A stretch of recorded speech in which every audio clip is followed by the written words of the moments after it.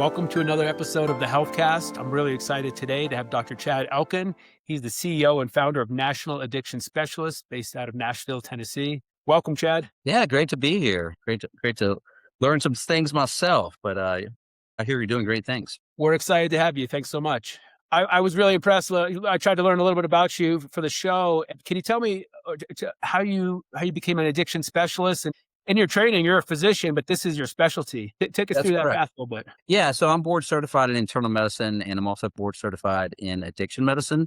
Starting off, I was a hospitalist, actually. I went to med school residency and specialized in internal medicine. Most people don't know what that is, but basically an internal medicine doctor for what I was doing is kind of like a general doctor for the hospital. They handle most of the things in the hospital. Pretty much every patient that comes to a hospital usually goes to like the hospitalist service, and anything that's more complicated than what a hospitalist can manage, then they'll get subspecialists such as GI doctors, cardiologists, et cetera, to help out. So I was working week on, week off doing that. And then I started doing my off weeks working at some med psych hospitals, and I moved up in that area, became medical director, chief medical officer of some various facilities, rehab facilities, and med psych hospitals. And that kind of led to kind of the introduction of addiction medicine. I've had some friends and family that have also gone through addiction as well. So it's passionate for me from that standpoint as well. But that led me to wanting to get board certified. I studied for the boards and passed those, and got board certified in addiction medicine. And then I also work. I'm president for Tennessee side of addiction medicine now. I do a lot of advocacy on the addiction in the addiction side as well, working with politicians to try to change things to get them more evidence based. That's great. Yeah, I saw some of your posts. It looks like, so are you involved in some things in politics and specifically in Tennessee with their addiction issues? So I'm involved with trying to shape Tennessee's policies, which in general, Tennessee is one of the more restrictive states when it comes to addiction medicine policies for OBOTs and MAT clinics, Suboxone clinics. And then on a federal level with ACM National, American Society of Addiction Medicine, on a national level, I work with them as well. And I work with their PMRAC committee, which kind of comes up with policies for Medicaid and Medicare on the national state. And so we also go, to try to influence, federal policy. It's obviously a little bit harder to influence federal policy than it is state. But it's definitely been a journey, and learn how the meat is made, quote unquote, then on the state level. Definitely learned some surprising things. But yeah, you have to know how those things work if you actually want to accomplish anything, for sure. So from your prior roles, you got into addiction medicine. I heard chief medical officer and so forth, and progressing through your career. You're the founder of a National Addiction Specialist. What led you to that step? I had already, for the reasons I've said, also having some family and friends that have gone through some significant issues, that kind of led to the start of my interest in it. And then I started, once I got my addiction medicine board certification, then I was recruited to be medical director of multiple drug rehab facilities and oversee some med psych hospitals for some various companies. And that's kind of what led to me understanding all of the various things that are out there as far as possibilities. And I had gone to an ACM National conference, and one of the people that were giving a lecture at that conference, they actually gave a lecture on telehealth and addiction medicine. And my company, National Addiction Specialist, is primarily telehealth. We're 95% telehealth. We do have some in person, but it's mostly telehealth. And after I listened to that lecture, I was like, wow. I feel like that's where a huge need is. This was right before COVID. And I was like, yeah. The pandemic played out with your business role. Right. Yeah. There are definitely positives and negatives that came from it. So COVID, obviously, I'd say starting off with the positives, insurance payers traditionally would not pay for addiction medicine services on an outpatient basis prior to COVID. It was primarily a cash pay basis. And after COVID, pretty much everybody, Medicaid and all commercial payers, would pay for it. So the negative side is I had this idea, and I was kind of one of the only ones in the country. And then once COVID hit, a lot of other people had the same idea. So there were a lot more competitors that entered the business, especially from a private equity standpoint. California, venture capital money and private equity money came in, and that's kind of a different side of things. And they don't always have the best interest of patients at heart as well. Sure. Yeah, I did. We had an email exchange and whatnot, and I was happy to be introduced to you. And when I looked up your business, I was surprised that there is competition out there. I thought it was kind of a standalone one, but Oh yeah, yeah, definitely. you're onto Yeah, something. You're onto something hot. So the others have followed. yeah, and like I was saying, each state is a little bit different as far as the regulations in general. But the West and the Northeast are a little bit more lax with their regulations of OBOT MAT clinics versus in the Southeast, they're a little bit more strict with their regulations. And so there's different telehealth policies within each state. There's set federal policies, but there's each state has different telehealth policies, telemedicine policies. So some states allow it, some don't. How about success rates, in-person care versus online care? We've seen similar success rates. We also look at patient retention, which kind of correlates with success as well. Obviously, all the studies within my line of business show that as long as you stay in treatment on an outpatient basis, you're going to do well. As soon as you stop seeing your provider, stop going to counseling, stop going to your AA and NA meetings, et cetera, that's when your patients usually relapse. From our standpoint, telehealth versus in-person clinics in relation to patient satisfaction and patient retention, they're pretty similar. And so we have similar retention rates. The advantages obviously with telehealth are, you break down a lot of barriers, potential barriers if they have a disability, they can't leave their house, all those types of things. Mom with 3 kids, who has a busy life. So that's kind of one side of things. But, sometimes people want to see a doctor in person, and that's fine too. And you guys have offices in Tennessee and Virginia? We have offices in Tennessee and Virginia. And we actually also have an office in Texas, Austin, Texas. And we also have an office in Florida. And we're opening up offices in some other states as well. However, it's a long process to get in with the insurance payers to get the credentialing needed with all the insurance payers.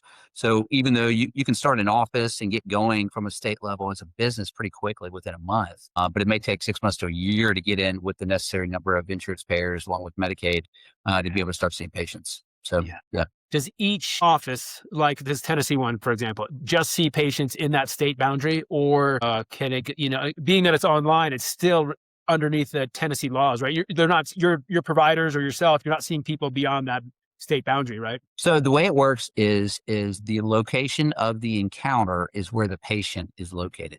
So we have both providers, doctors, nurse practitioners, psychiatric nurse practitioners, PAs, et cetera, counselors, case managers who work in all of the various states. We have the majority of them work in Tennessee. All of those providers, as long as they have a medical license and a DA license in that other state, can see patients in those other states. When you're doing the telehealth encounter, the location officially is where the patient is, not where the provider is. So you do have to be licensed, but as long as you're licensed in other states, you can't see patients in other states. So let me say back to you. So I heard the license part for your providers, but the patient has to reside within the state that they're associated with?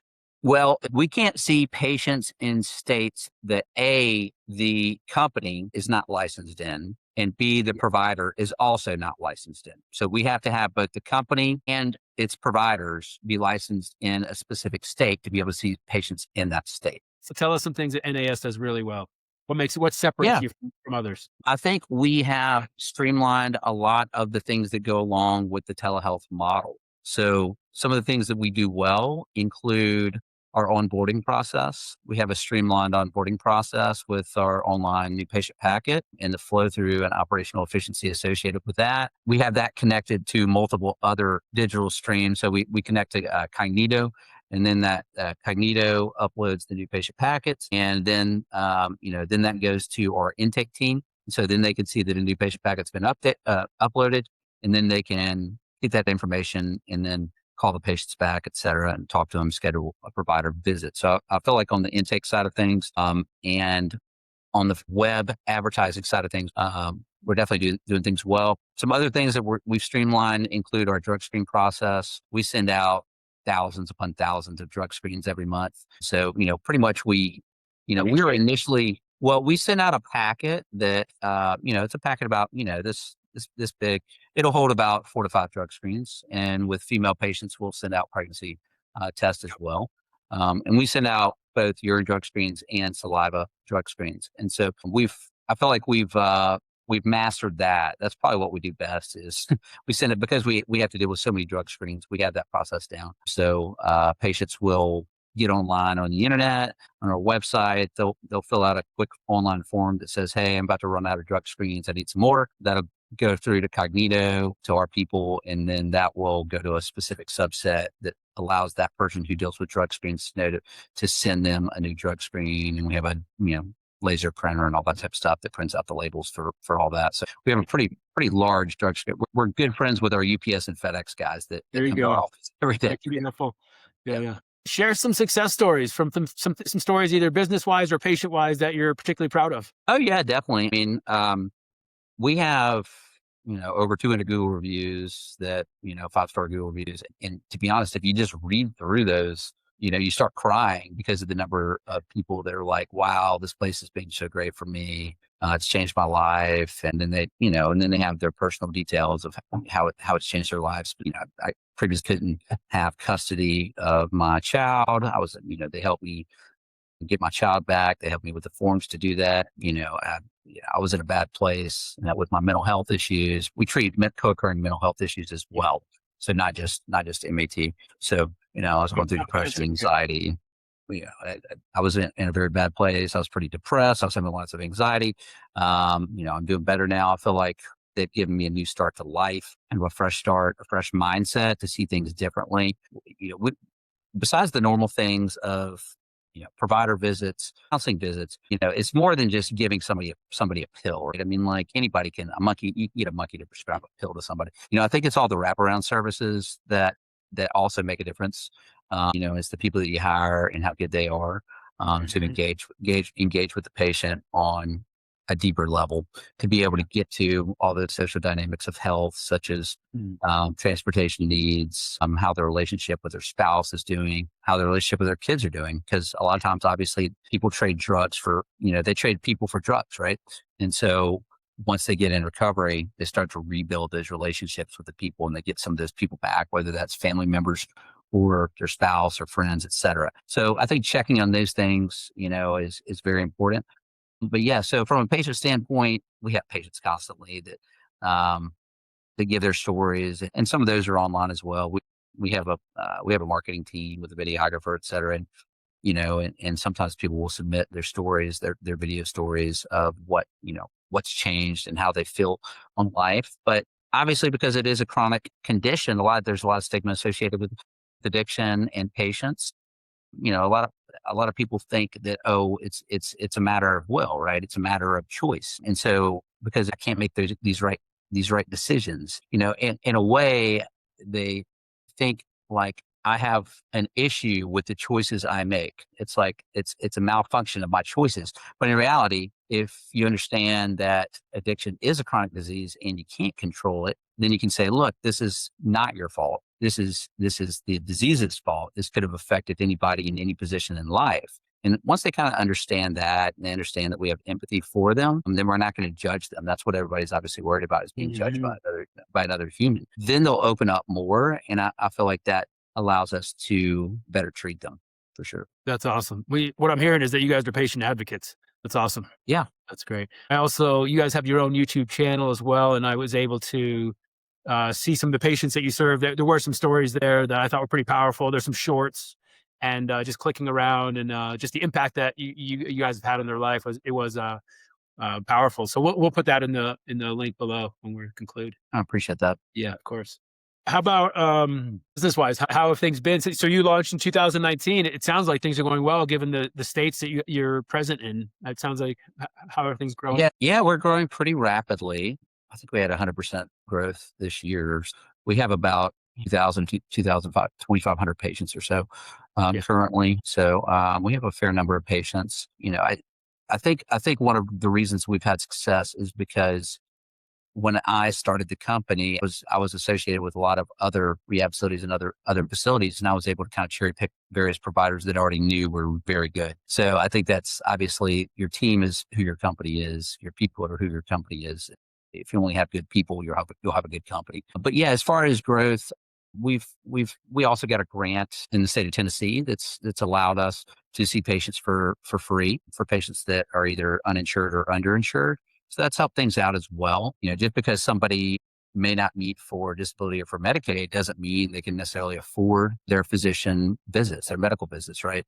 And so sometimes they may or may not have exchange related subsidies and insurance related to that.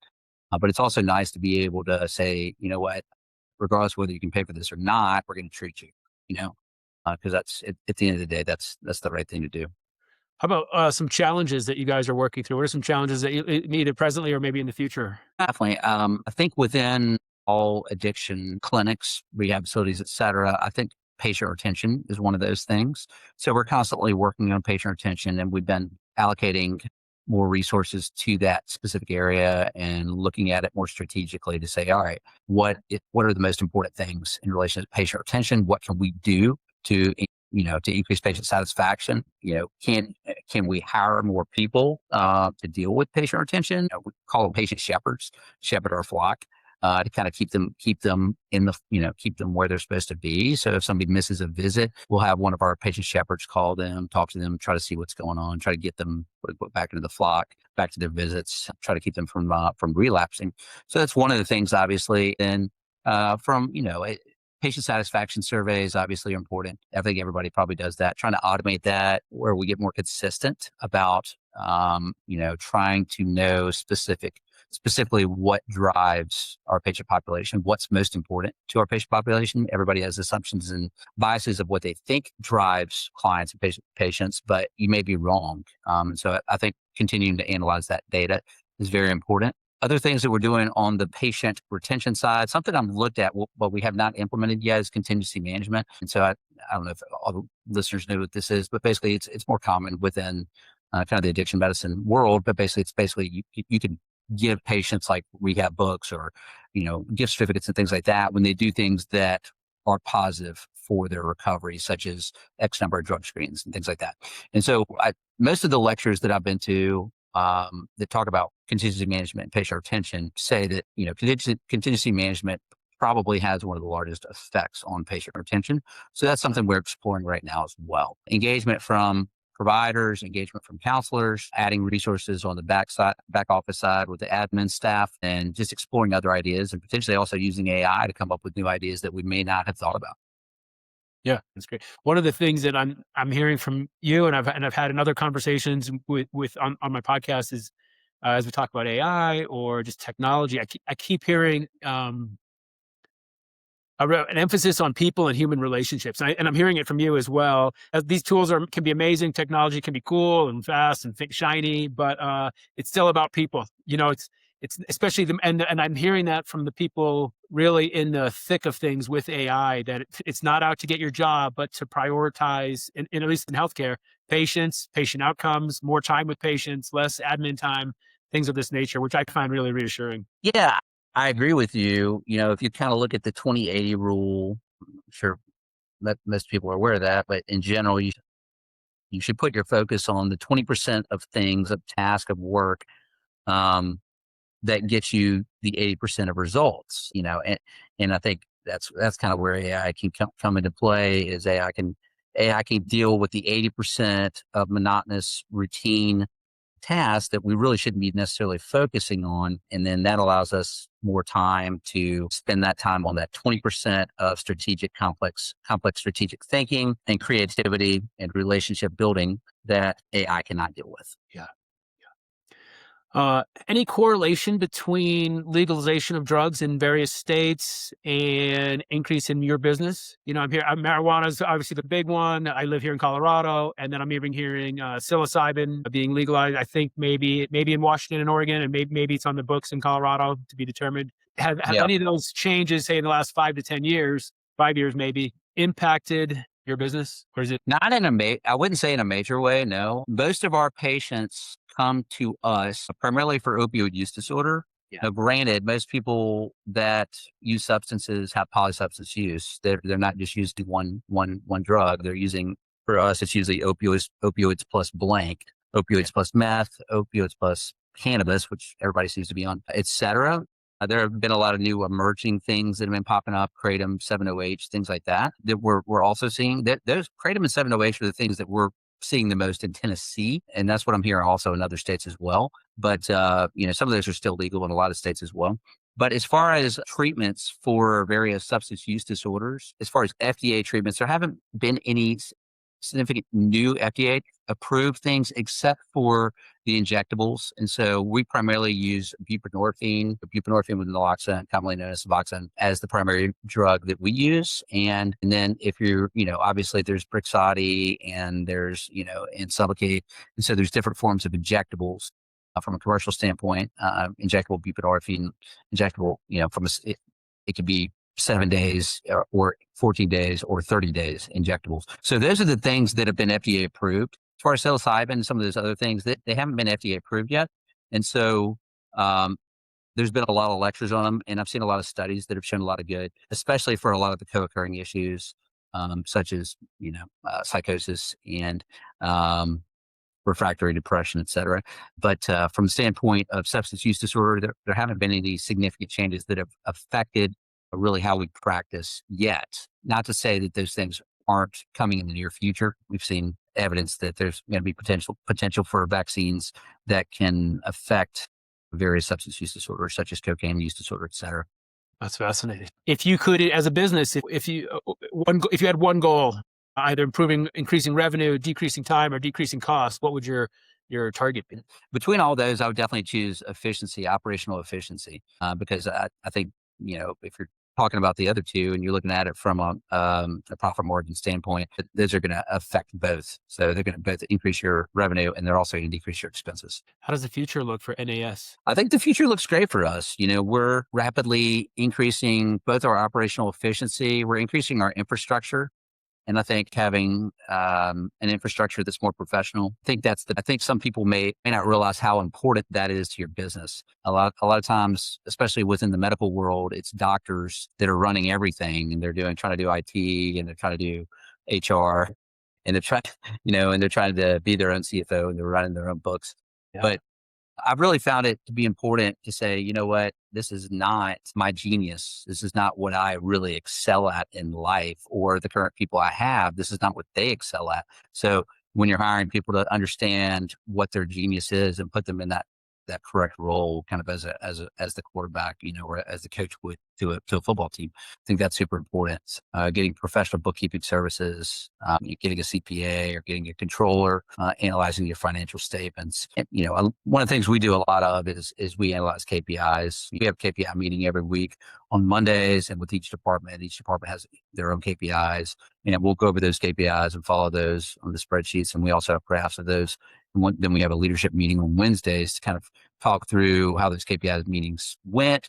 And then kind of from a prioritization standpoint, what's the most important KPI that's not doing well, and how do we address that? So those are some of the things we do on the business side. It's interesting. Well, thanks, Chad. This is my, I've been in medicine about 20 years. I've worked predominantly in rural medicine, and this is my first time sitting down with an addiction specialist. So thanks for giving us some insight into what you guys excel at and how you guys approach patient care. Really appreciate it. Yeah, appreciate it. Yeah, thanks for having me on. Of course. Where can people go to learn more about National Addiction Specialists? Yeah, if you can either just Google National Addiction Specialists or our website, nationaladdictionspecialist.com, nationaladdictionspecialist.com. Phone number, you can either do our local, or we have an 800 number, but the local number is 615-994-1000, 615-994-1000. Yeah. What does it say on your website? It said there was something really slick. It said something like either we don't close. It didn't say 24/7. It said in terms of your availability, which I thought was really reassuring to people. I thought that was cool. So we're available whenever you are. Obviously, most people, are maybe awake at midnight, and they may need somebody to talk to. So we're here for you. That's an important service. Thanks again, Dr. Elkin. Really appreciate having you. And we will link your information and your business in our link below on our podcast. And thanks so much for your time. Really appreciate it. Yep. Thank you. Have a good day. Stay tuned for another episode of the HealthCast. Thanks for joining me. Appreciate it.